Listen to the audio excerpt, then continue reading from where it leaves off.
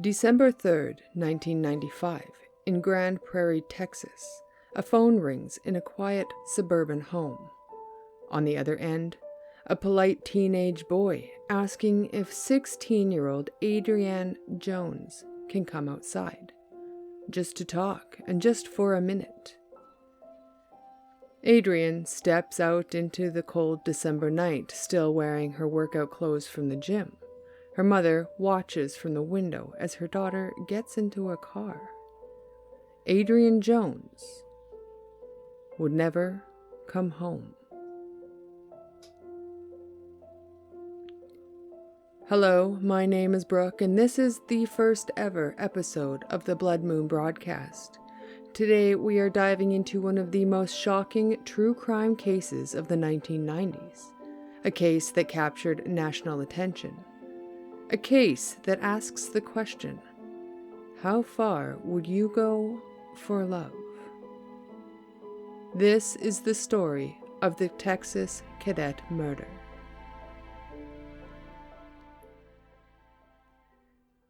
Before we get into that December night, we need to go back to a time when two teenagers met and fell in love. Two exceptional teenagers who seemed destined for greatness. 1989 Spinks Airport near Crowley, Texas. 14-year-old David Graham and 14-year-old Diane Zamora met at a Civil Air Patrol meeting. The Civil Air Patrol is an auxiliary of the United States Air Force, and it's a place for kids who dream of a military career and spending every day flying high in the sky. David Graham wanted to be a fighter pilot, and Diane Zamora, she had aspirations to become an astronaut. At 14, they were just kids, friends with similar dreams, but by 1995, when they were both 18 and seniors in high school, they were absolutely inseparable. And although they were young, they were engaged and planning to be married on August 13th of 2000, right after they graduated from their respective military academies. David is the battalion commander of Mansfield High School Junior ROTC program. He's a cross-country star. He's an overachiever. And a kid that teachers write glowing reviews and recommendation letters for. And Diane, she's also a brilliant young lady. Some might say she was a physics prodigy, achieving top grades, and a fellow student who could solve calculus problems in her sleep. They were the golden couple, and everyone knew it. Even they knew it themselves. In the summer of 1996, they even gave an interview in the Fort Worth, Texas Star-Telegram talking about their future plans. And those plans? Well, they were coming together perfectly, because after graduation, in the spring of 1996, David Graham was accepted into the United States Air Force Academy in Colorado Springs. It is one of the most prestigious military institutions in the world, extremely competitive, and less than 10% of applicants are accepted. Unfortunately, though, Diane applied to the Air Force Academy too, but she missed the deadline, and instead she was accepted into the United States Naval Academy in Annapolis, Maryland. This slight hiccup didn't really change her plan.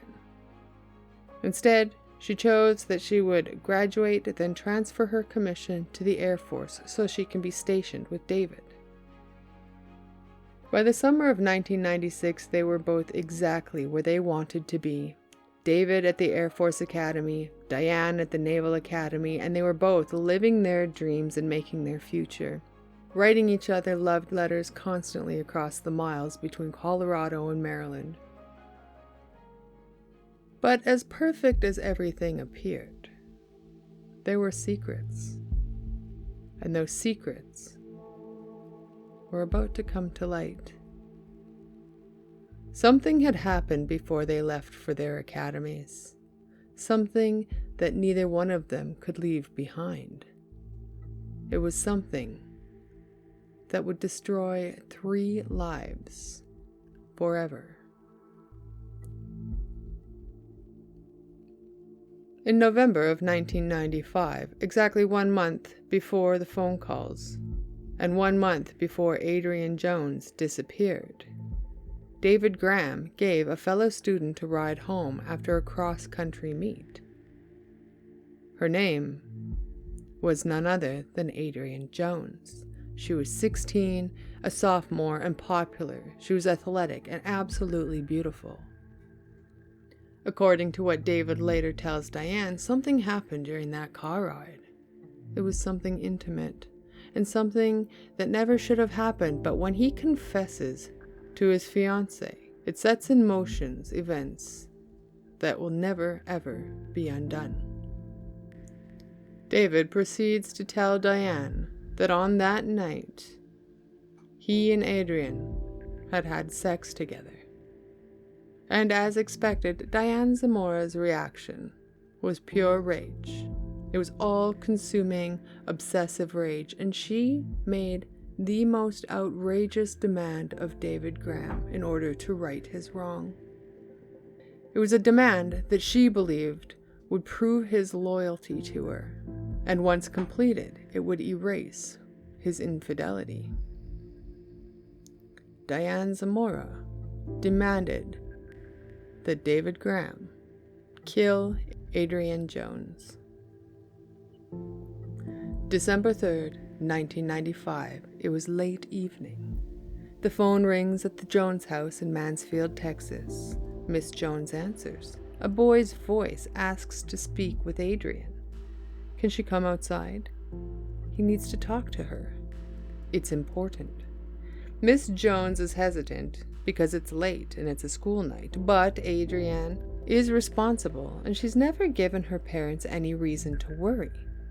She, of course, is an honor student and a track star, and she has a bright future ahead of her. So Miss Jones says yes, and she watches as her daughter walks out the door, still wearing her workout clothes from the gym earlier that evening. Her blue and green flannel shorts, a white Nike long-sleeve shirt over a gray t-shirt, white socks, and an ankle bracelet. She watches as Adrianne gets into the waiting car. And then she watches as the taillights disappear into the darkness. Hours pass, and Adrianne doesn't come home. Dawn breaks on December 4th, 1995. A farmer is driving down Seton Road, a secluded rural road near Joe Pool Lake in Grand Prairie, Texas. It's the kind of road where you might see cows grazing in the pastures, where the land stretches out flat and empty for miles, and the sun coming up over the horizon is magnificent. As he drives past his barbed wire fence, something catches his eye, something that is completely unacceptable for a pasture on which cattle are grazing. And so he pulls up to the gate that is sitting wide open. He knows he needs to close this gate, and so he gets out of his vehicle, and as he gets closer to the gate, he sees something laying on the ground. At first, he's not sure what he's looking at, but as he gets closer, the horror sets in, and he can clearly see that it is a body of a young girl tangled in the barbed wire fence. She's lying on her back on the grass, 1 foot caught in the fence. Her right hand is clutching the grass itself, frozen in a final, desperate gesture. The girl is wearing workout clothes, white socks, and an ankle bracelet. Her face tells a story of unimaginable violence. 2 gunshot wounds, 1 to the forehead, 1 to the cheek, along with blunt force trauma to her head. Terrified and frantic, the farmer immediately turns and calls the police. Within an hour, the scene is swarming with law enforcement and Grand Prairie Police Department, crime scene investigators, and the coroner. Detectives Dennis Clay and Dennis Meyer take charge of the investigation. They examine the scene carefully. The victim has no identification on her, but she's wearing a gray t-shirt with text on it. I Cross Country Regionals, 1995. She was a cross-country runner. The crime scene itself tells them several things. First, this location where she's laying is most definitely where she died. She wasn't killed somewhere else and dumped here. The grass clutched in her hand, the position of the body, and the blood pattern. All of it indicated that this was the original murder scene. Second, they believed that she knew her killer. There was no defensive wounds on her hands, there was no sign that she was restrained, and there was no indication that she fought back or tried to run before the attack began. She went willingly, with whoever brought her here. Grand Prairie Police put out an alert. A teenage girl with no ID, who they believed was a cross-country runner, was found murdered near Joe Pool Lake within hours. And within hours, they get a call from Mansfield Police Department, which was the next town over. A girl matching the description was reported missing that morning. That girl was 16-year-old Adrianne Jones. Adrianne's parents were brought in to identify the body. It's every parent's worst nightmare. The daughter who left the house just hours ago was supposed to come right back, who had her whole life ahead of her, was gone. This Jane Doe had a name, and that name was Adrianne Jessica Jones. 16 years old, an honor student, a track star, a beloved daughter, and a beloved friend. And now, she was a murder victim. Detectives Clay and Meyer had a problem. Actually, they had several problems. Problem number one, Adrianne Jones was incredibly popular. Not just popular, she was loved. She was the kind of person who was friends with everyone. The jock kids, the academic kids, the artsy kids. She crossed all of the social boundaries at Mansfield High School, which means the pool of potential witnesses, of people who knew her, of people who might have information about what had happened, was massive. The detectives start interviewing students at Mansfield High. They compile a list of everyone who knew Adrianne, everyone who had classes with her, everyone on the track team, and everyone who might have had any interaction with her in the weeks leading up to her death. And the list grows, and it grows, until there are hundreds of names. They're looking for a motive. Could it be jealousy? Or a spurned romantic interest, a fight or an argument? Was it maybe drugs? Probably not. But nothing made any sense. Adrianne wasn't involved in drugs. She didn't have enemies. She wasn't in a volatile relationship. She was, by all accounts, exactly who she appeared to be. A kid with a bright future. Over the next few weeks, students are questioned, alibis are checked and double-checked, and one by one, people are cleared from the list. And weeks pass. And then months. And the leads slowly dry up, and the tips stop coming in. And sadly, the case grows cold. By spring of 1996, the investigation had stalled. Detectives Clay and Meyer know that Adrianne's killer is still out there somewhere. Maybe someone who walked the same halls she did. Maybe it was someone who was going about their life acting normal, pretending that nothing had happened. But no matter who they suspected, they had no physical evidence tying anyone to the crime, because there were no witnesses and there was no murder weapon. The detectives had nothing. And so the file on Adrianne Jones goes into the cold case cabinet. Meanwhile, over 1,000 miles away, David Graham and Diane Zamora are settling into their new lives at their respective military academies. David is excelling at the Air Force Academy in Colorado, and Diane is thriving at the Naval Academy in Maryland. They continue writing their love letters, and they're planning for their future together. And the murder of Adrianne Jones seems to be all but forgotten. But Diane Zamora has an ego that doesn't want to stay contained. And that ego is eating at her. And in August of 1996, she does something that she's going to regret. August 1996, the United States Naval Academy in Annapolis, Maryland. Diane Zamora is in her dorm room with several female midshipmen. They're 18 and 19 years old, away from their home for the first time, living in closed quarters, sharing secrets the way young people do. And someone starts a conversation. A game, really. Who has the most devoted boyfriend? The roommates go around sharing stories, giggling about how flowers that were sent and love letters that were written and grand romantic gestures and promises of being together forever. And then it's Diane's turn. According to later testimony, Diane Zamora says something that stops the conversation cold.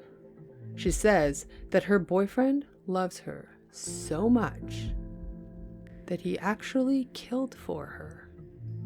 It was in that moment that the room went silent.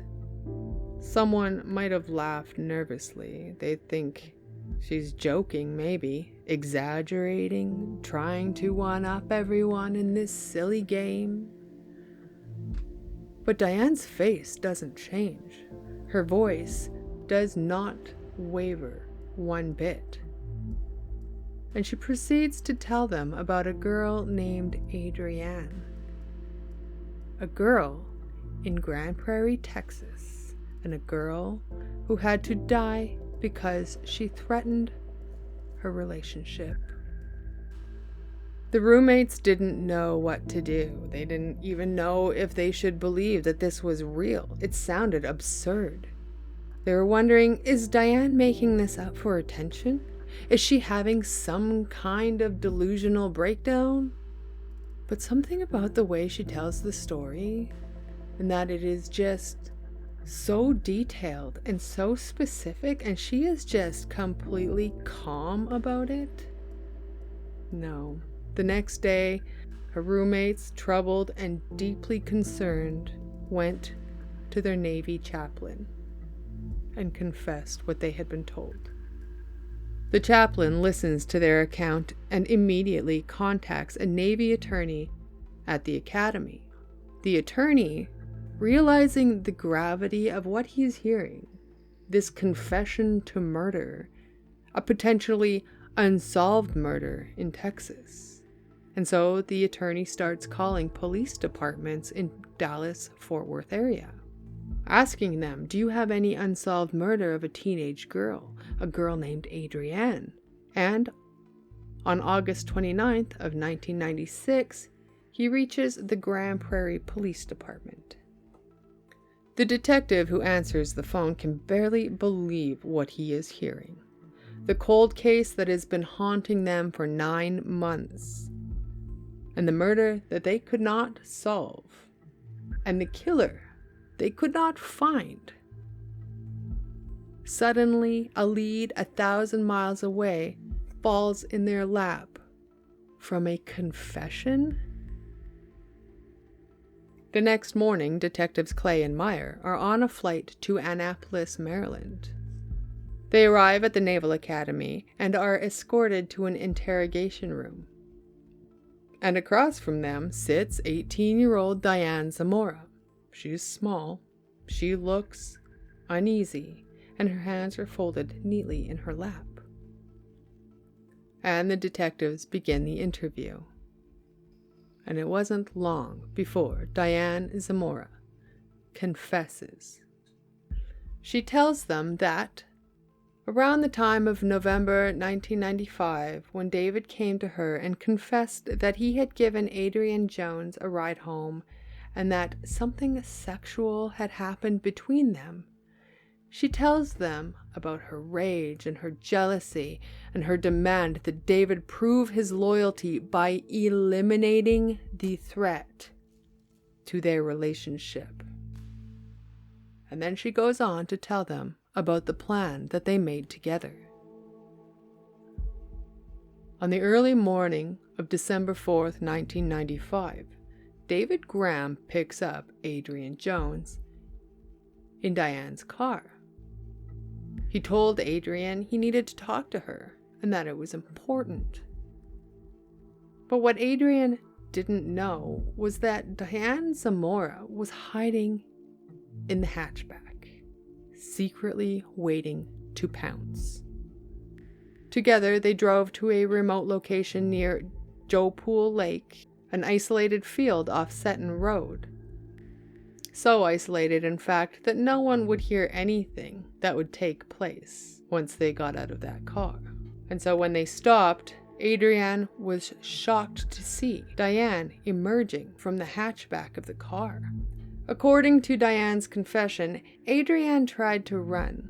There was a struggle. Diane hit her over the head with a dumbbell weight she had brought with them, and then Adrianne broke away. Running, she was trying to escape, trying to run across the field to safety, and that is when David Graham pulled out a 9mm Markov pistol. He shot her once, and she went down. But she was still moving because she was still alive. And then he walked up to her and he shot her again. Once in the forehead and once in the cheek. They left her there in the field, one foot tangled in the barbed wire, her hand clutching the grass, and together they drove away. Detectives Clay and Meyer had their confession. They had their killers, and after 9 months, the murder of Adrianne Jones was solved. But they weren't done yet, and they still needed to arrest David Graham. The Grand Prairie Police Department contacted the Air Force Academy in Colorado, and on September 6th of 1996, exactly 9 months after Adrianne was murdered, David Graham was arrested. He was brought in for questioning, and for 30 hours, detectives interrogated him. And finally, David Graham confessed as well. His confession was similar to Diane's, with some key differences. He admits to the sexual encounter with Adrianne, or at least, he admits to telling Diane about it. And he admits to picking Adrianne up that night. And he admits to driving her to the field, where Diane hit her with the dumbbell, and then where he shot her twice. But in David's version, he's painting himself as somewhat less culpable. He says Diane demanded it, that her womanly vengeance drove the whole thing, and that he was just trying to save their relationship.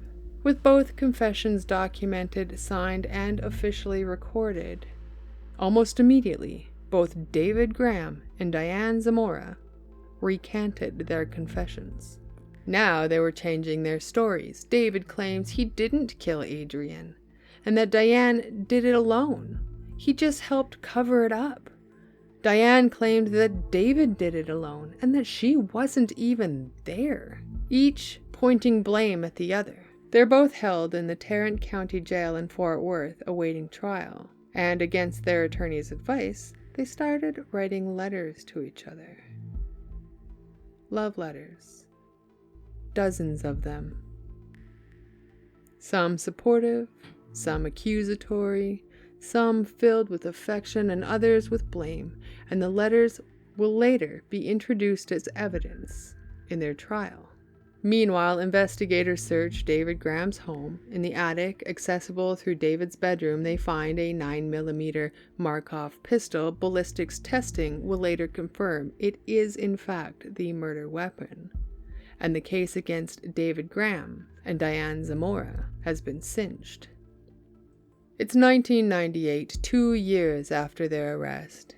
David Graham and Diane Zamora are finally going to trial. They are being tried separately for capital murder. Under Texas law, capital murder includes murder with an underlying felony. In this case, kidnapping and obstruction. The prosecution argues that Adrianne Jones was deceptively lured from her home and that Graham and Zamora killed her to prevent her from telling anyone about the alleged sexual encounter. The state of Texas has waived the death penalty in both cases. If convicted, both defendants will receive automatic life sentences. They will have to serve a minimum of 40 years before they are eligible for parole. David Graham's trial goes first. The prosecution presents their case, the confessions, the murder weapon found in his home, the timeline, and the motive of jealousy and obsession.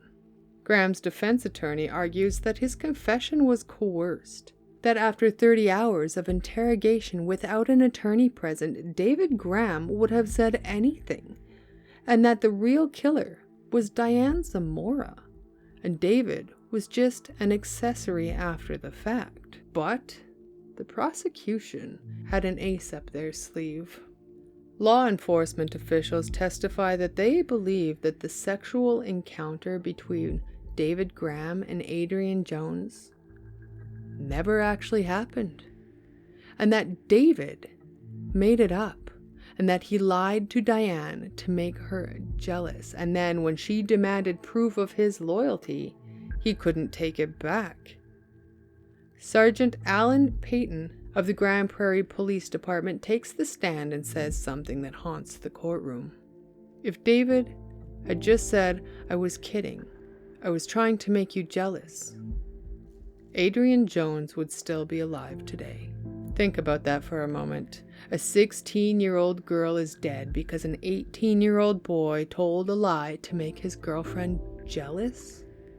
During the trial, David Graham testifies to his own defense. He sticks to a version of events where Diane was the driving force, and where she was hidden in the car, where she hit Adrianne with a dumbbell, and where she demanded that he shoot her.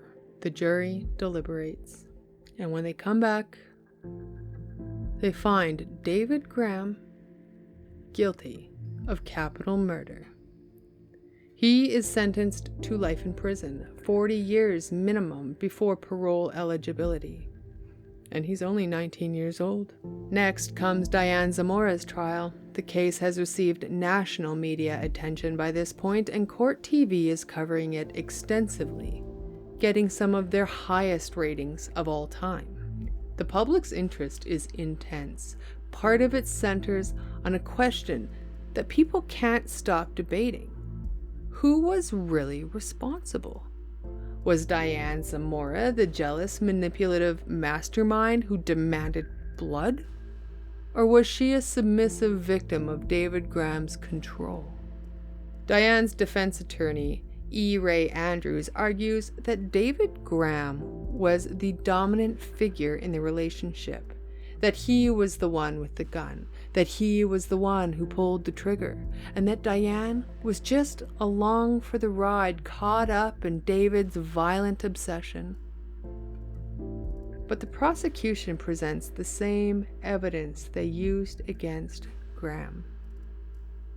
The confessions, the murder weapon, the timeline, and the letters they wrote to each other in jail. Diane Zamora takes the stand in her own defense. She now claims that she wasn't even there when Adrianne was killed, and that David did it alone. That she only claimed responsibility to protect him because she loved him. The prosecution points out that her story keeps changing. First she confesses, then she blamed David, Now she's saying she wasn't even there. Which version is the truth? Once again, the jury deliberates, and they find Diane Zamora guilty of capital murder. She is sentenced to life in prison, 40 years minimum before parole eligibility, and she is also only 19 years old. 2 bright futures, 2 military careers, and 2 young people who were supposed to change the world together. All of it destroyed in a field near Joe Pool Lake on a December night. Over jealousy. So, what happened after the trials? Where are David Graham and Diane Zamora now? Both are currently incarcerated in Texas. David Graham is serving his sentence at the men's facility, and Diane Zamora is serving hers at a women's facility. They won't be eligible for parole until they have served at least 40 years, which means the earliest they could be released is 2036, and they will be in their 60s. Their relationship did not survive incarceration. While they were in Tarrant County Jail, awaiting trial, they wrote love letters to each other constantly. But sometime during the summer before the trials, the letters stopped. And by the time they saw each other in court, they avoided making eye contact. The bond that had once been so strong, the obsessive love that had driven them to murder, had broken. And in 2003, Diane Zamora married another inmate named Steve Mora. They're married by proxy, meaning that they never met face to face. He had written to her, and somehow she fell in love with him through letters. David Graham, also married by proxy in 2010. In 2005, Diane Zamora's attorney filed an appeal. The appeal argued that the prosecution had withheld information, specifically that David Graham did not give Adrianne Jones a ride after the cross-country meet, and probably did not have sex with her. This appeal was unsuccessful. Diane has maintained her innocence in various interviews over the years, claiming that David was the sole killer and that she had nothing to do with Adrianne's death. David Graham, on the other hand, eventually admitted that his original confession was accurate. He acknowledged that he had only lied about certain details on the advice of his defense attorney. But the core facts were true. He and Diane had killed Adrianne Jones together. In 2017, Diane Zamora filed a complaint alleging that she and another high-profile inmate, Yolanda Saldivar, the woman convicted of murdering piano superstar Selena, were being targeted by other inmates because of their notoriety.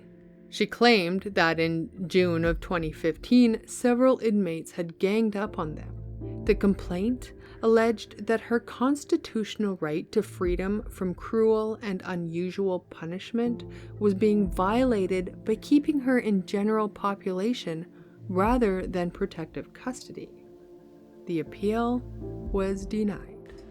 The Texas cadet murder became a cultural phenomenon.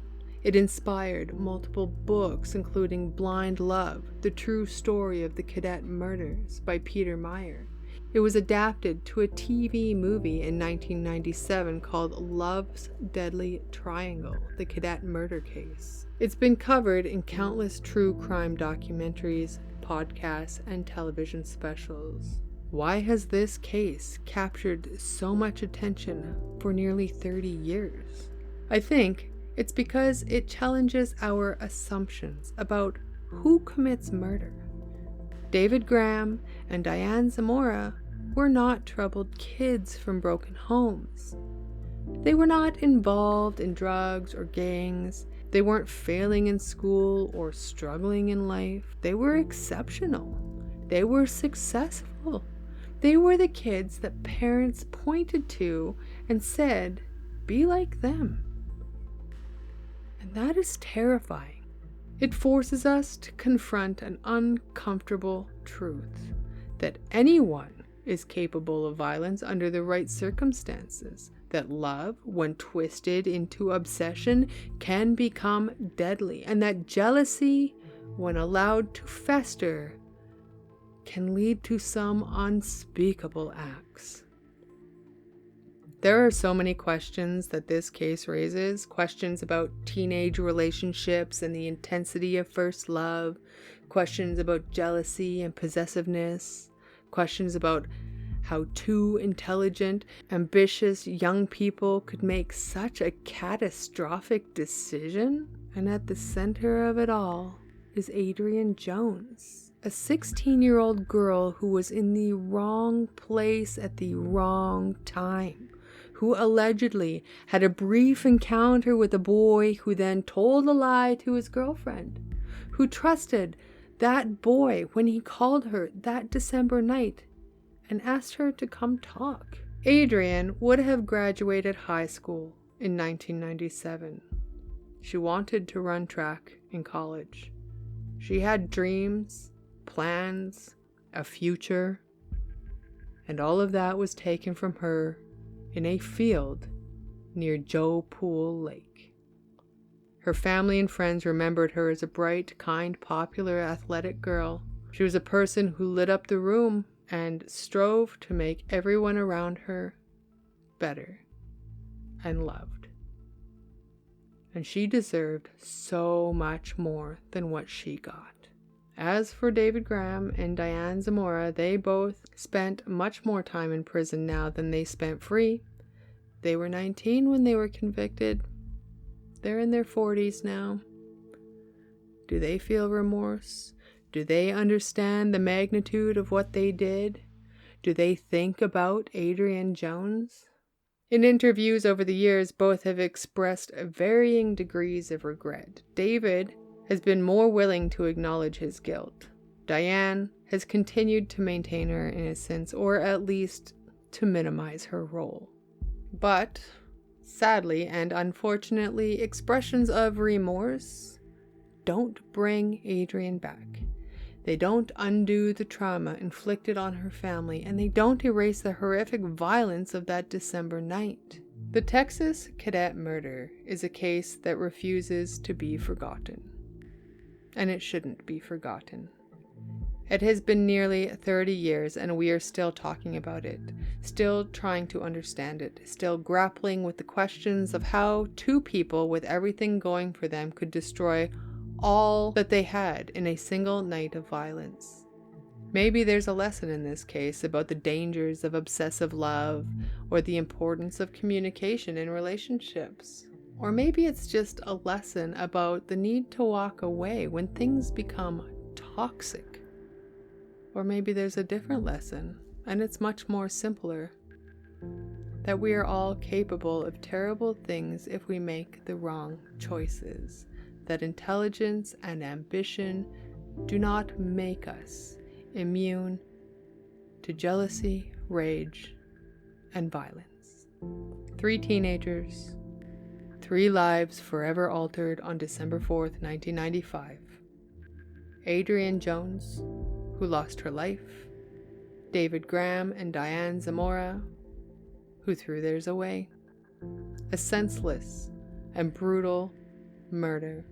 A case that continues to haunt us decades later. This has been the Blood Moon broadcast, and I am Brooke. If you or someone you know is in an unhealthy or abusive relationship, please reach out for help. Remember, Adrianne Jones. Say her name, remember her life, and not just her death. Thank you for listening.